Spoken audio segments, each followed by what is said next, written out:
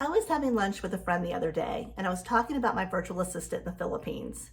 And she asked this question: do you feel like it's ethical to hire someone in the Philippines? In this video, I'm going to share our conversation with you. And please feel free to share your opinions with us in the comments below. I have a very open mind, and I'm always interested in learning how other people view topics like this. If you haven't already, please subscribe to our channel and ring the bell to get notified each week when we post new videos. Before we jump in, my name is Kirsten Graham, and along with my business partner, Jeannie Wilson, we've been working with people in the Philippines for 7 or 8 years now. We've also had the opportunity to help our clients hire in the Philippines, train and manage their own virtual assistants. And we've had amazing experiences, and so have they. Let's get back to the question at hand. Do I feel like it's ethical to hire in the Philippines, and why? The first concern my friend brought up is, wouldn't it be better to hire someone in the US? So we pulled up some data on our phones. Isn't it fabulous having all that information at your fingertips? And I want to share some stats with you. Data from BLS shows that approximately 20% of new businesses fail in the first 2 years of being open. 45% fail during the first 5 years, 65% the first 10 years, and only 25% of new businesses actually make it to 15 years or more. Think about that. Only 25% make it 15 years or more. Now, the number one reason small businesses fail was lack of capital or funding. Most small businesses are started on savings accounts from the business owner, loans from friends and family, and credit cards. If you want to make your business succeed, it's really important that you make every penny count and make smart financial moves. Because the cost of living in the Philippines is significantly less than here in the US, you can hire a virtual assistant for $400 to $500 a month. This allows most business owners to grow their business, and it often allows them to hire someone here in the US as well. Here's an example of one of our clients. She's a professional organizer, and a little over 3 years ago, her business really took off. She was doing a fantastic job with her marketing, so she had lots of client work coming in. But she got to the point where she didn't have time to do her marketing. She was that busy.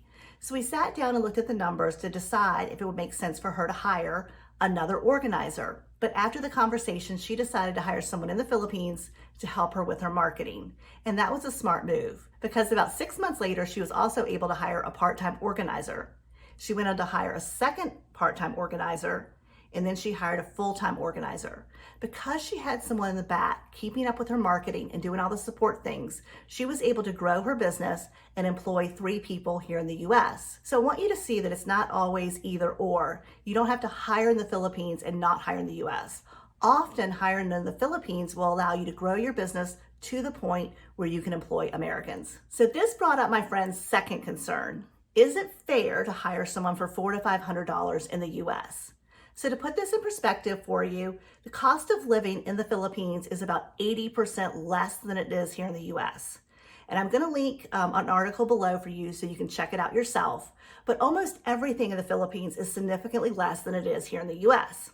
Interesting enough, milk was one of those things that cost more. And that stood out to me because I don't like milk and milk doesn't like me. But overall, the cost of living in the Philippines is 80% less than it is in the US.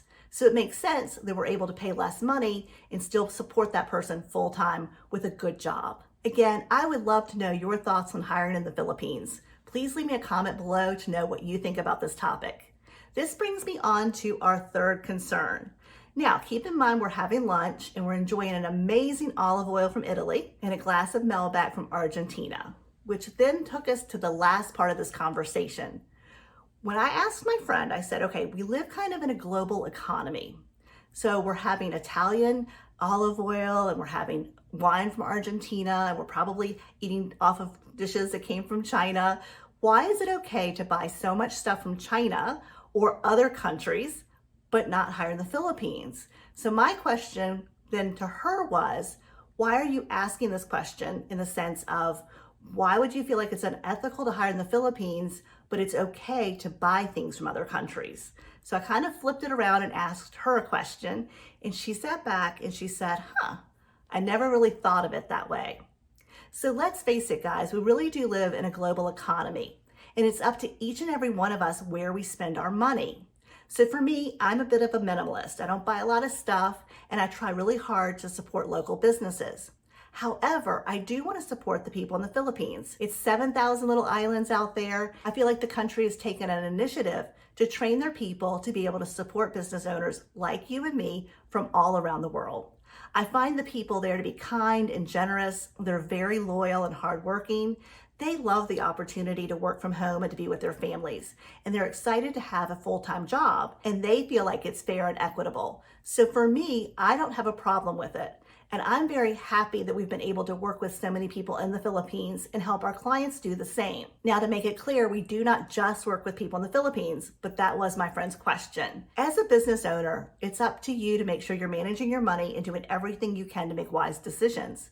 But it's also 100% up to you to decide if it's ethical to hire in places like the Philippines. This is just my perspective on why I feel like it's ethical to hire in the Philippines. If you're interested in learning more about what tasks you should outsource, we have a link in the description below for a guide that we've created for you. If you haven't already, please like this video, subscribe to our channel, and ring the bell to get notified each week when we post a new video. Until I see you again, dream big.